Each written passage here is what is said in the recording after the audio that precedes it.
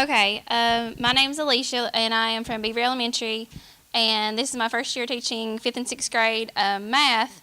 I was used to a 3rd grade classroom where we have carpet and cool seating and all kinds of different things, and this year I was placed in traditional classroom that's been the same since the 70s. When I was in school, everybody goes in, hard desks, blank walls, boring. Okay, didn't want that. So I put a grant in for flexible seating, which was my classroom redesign.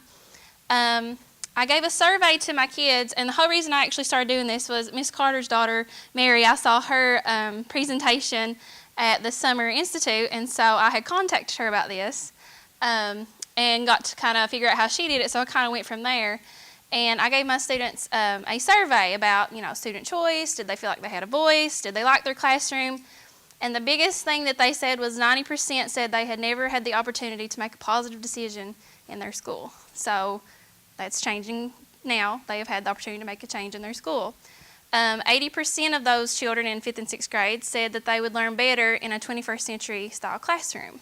75% said they were unhappy with their current classroom setups, and 65% felt that they could make a positive change if only given the opportunity. So everything we've done has been student-led. It's been with my kids. We started with, I told them we had $1,000, and they're like, yes, they thought that was the most amount of money that they could ever have. And so we started kind of talking about what flexible seating was and classroom redesign, and they got really excited. Our 6th grade has like 7 or 8 students who are pretty, ADHD. They're up moving. It's hard for them to sit in those seats. It's hard for me to sit in those seats. I can't do it myself.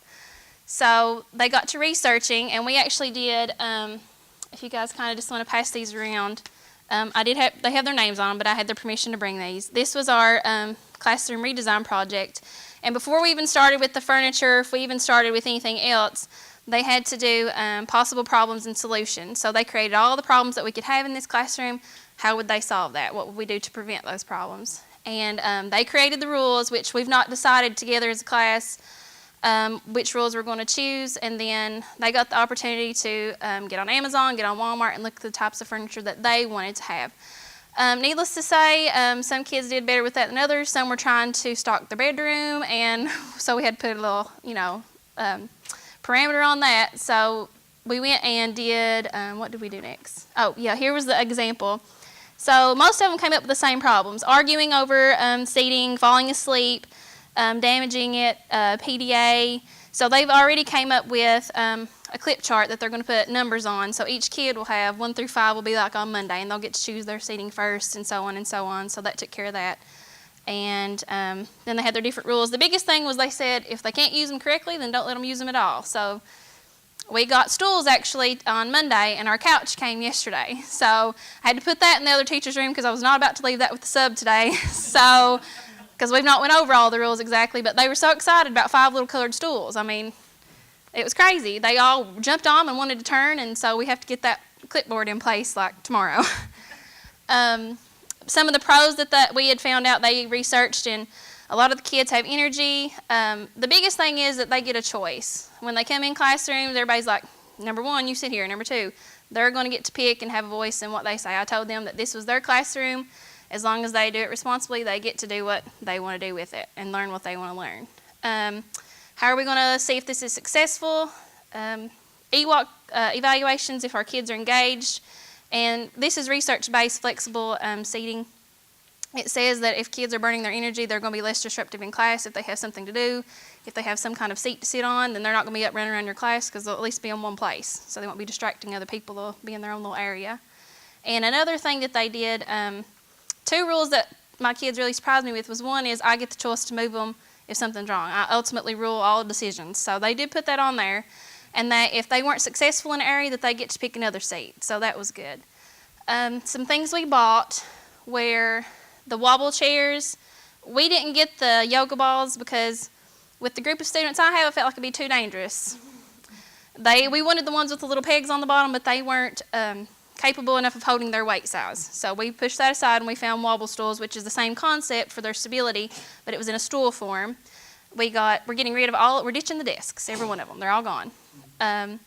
So we're getting all tables so we can do cooperative work, because the 6th grade especially, My worst days with them are when we're doing worksheet or going over something new. If we're doing something in a group, they're not alone. They are very more successful in that. They have beanbag chairs. Like I said, the couch was the biggest thing that they're so excited about. And we got the little lap desk, so they have an area to do their work on and a place to dock their iPods and everything else that we're going to do. So I just really like this little picture that was of a traditional classroom, and it's got all these little things in students' heads. It's like disconnected, disengaged, isolated, bored.